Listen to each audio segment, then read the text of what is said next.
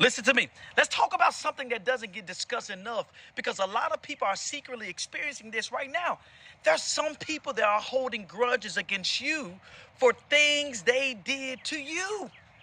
And because some of y'all keep sitting around confused, like, how are they angry with me when I'm the one that got mistreated?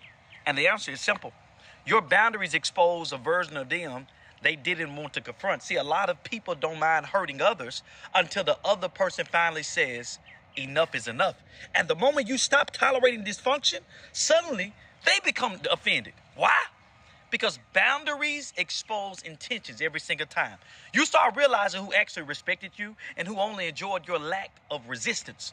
And listen to me carefully. Some people loved you as long as you stayed quiet.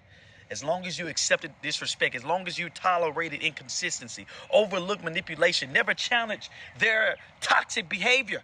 But the second you develop standards, now you're hard to deal with. No, you just became harder to control. And that's the part people don't want to admit. See, a mature person can hear that hurt me and self-reflect.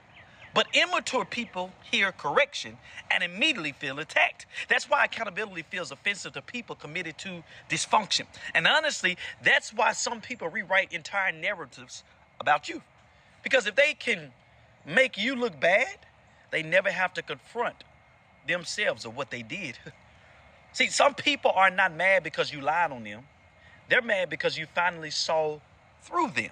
Big difference. And hear this revelation right here. Guilty people often create villains to avoid conviction. That's why some folks start gathering audience after conflict. Suddenly they talking to everybody. And then they're posting subliminals, throwing indirect shots, recruiting sympathy, building campaigns, because immature people don't always seek healing. They seek validation. You got to understand this. But mature people seek understanding. And that's why growth changes how you respond to conflict. See, when you're immature, you feel the need to explain yourself to everybody, even people you don't know. But healing teaches you everybody misunderstanding me is not my assignment to fix. And that's just wisdom right there. Some of y'all exhausting yourselves trying to clear your name in rooms where people already chose a side before hearing the truth. Stop draining yourself. Because one thing about truth survives time. Lies need maintenance. Truth doesn't. And hear me carefully. Sometimes silence is not weakness.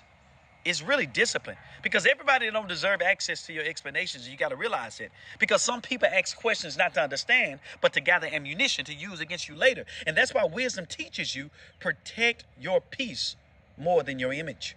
Because if you're constantly trying to defend yourself emotionally, people can keep pulling you back into chaos. And chaos love reactions. That's why some people get irritated when you stop arguing, when you stop chasing, when you stop reacting, when you stop begging to be understood, because they expected emotional access forever. But healing will make you unavailable to confusion. And let me say something I believe that's deep. Some people don't actually miss you. They miss their access to you.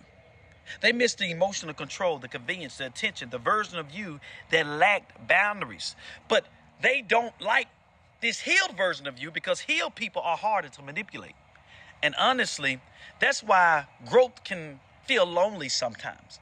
Because the more emotionally healthy you become, the more uncomfortable, unhealthy people feel around you. Not because you're arrogant, not because you think you're better, but because your standards now expose what they have normalized. And that's why some people distance themselves after you heal.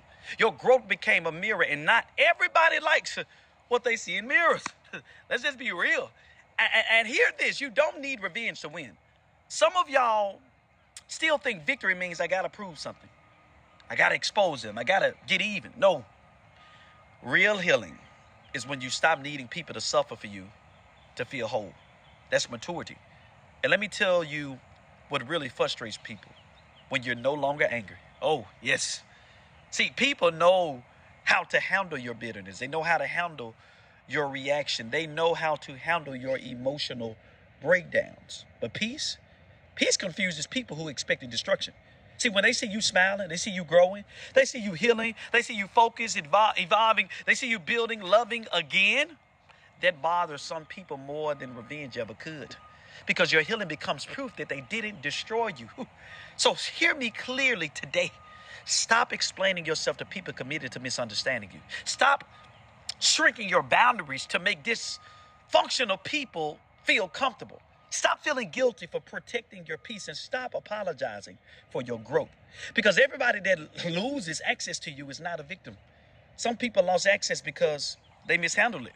And one thing about life, everybody misses water once the well runs dry.